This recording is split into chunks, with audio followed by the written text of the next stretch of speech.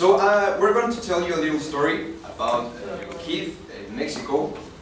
He used to play soccer. He loved, like any typical Mexican kid, he loved playing soccer and watching the national team on television.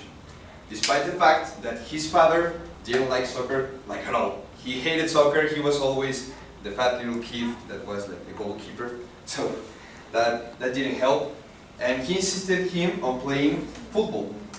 He insisted very hard for him to try just one season or just get to know and watch him play one game. His father played since his high school years until his mid-30s. So he insisted him on very repeated occasions for him to try football.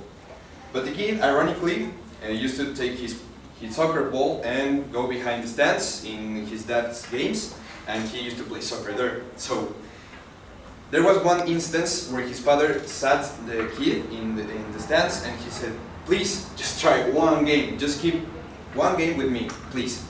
And he did. Lovely, his son fell in love with football. He fell in love with the offense, coming up with plays to make the big game and making touchdowns. And he fell in love with the defensive players, making the big hits, also the strategy and all those things that we love of Super Bowl. Each year we watch it. Yeah, the little kid fell in love with that. So, 10 years later, this little kid made great decisions. He made great friends. He made a lot of relations.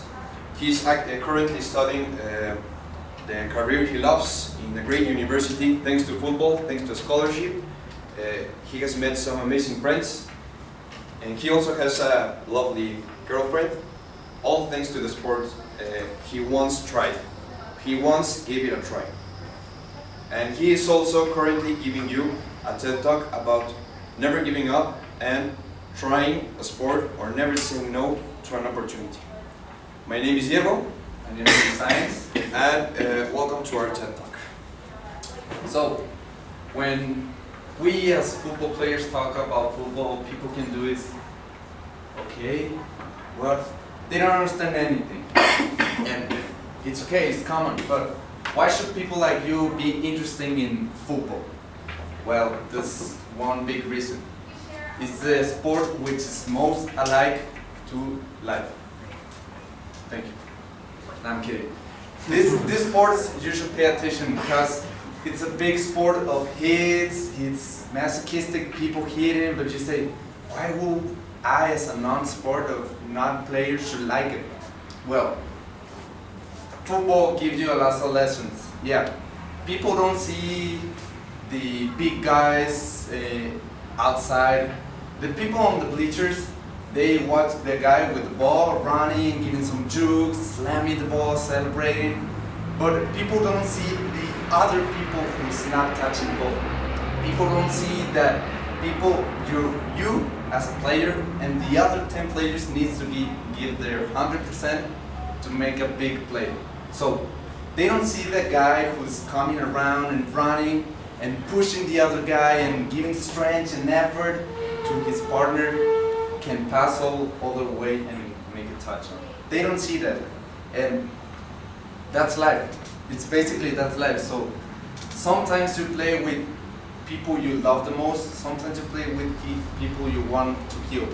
But that's football. You need to give your effort so the other man can have the glory of the touchdown. And that's life. Sometimes you give something to just make people do good things. It doesn't matter if they don't give you thank you, it doesn't matter anything. It's just giving your strength, your effort, all you have, just to making one people get the glory of touchdown.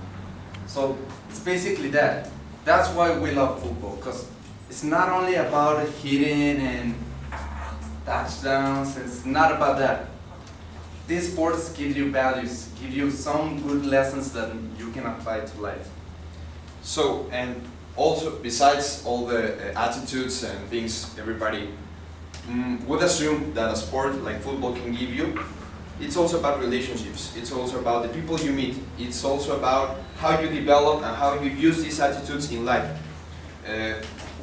Mostly, yes, football players are known for mostly bad grades or medium grades, maybe not the greatest one, but the most disciplined players are known for getting the best teamwork, the best leadership, and also best decision making, all due to the attitudes learned in the field, all due to learning that even if you sacrifice yourself for the better good or for the greater good, maybe you're making something for the community.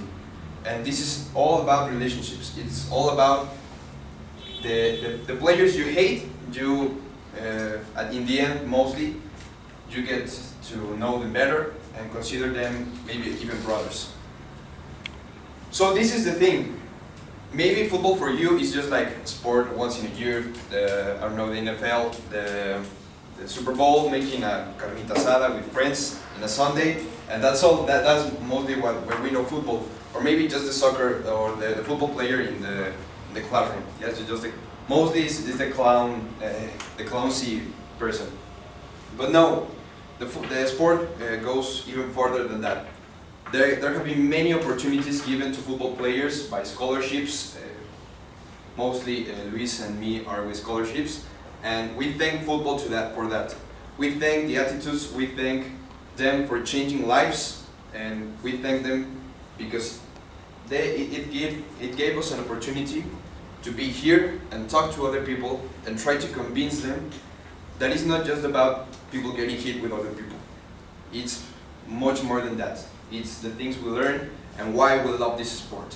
So don't be afraid.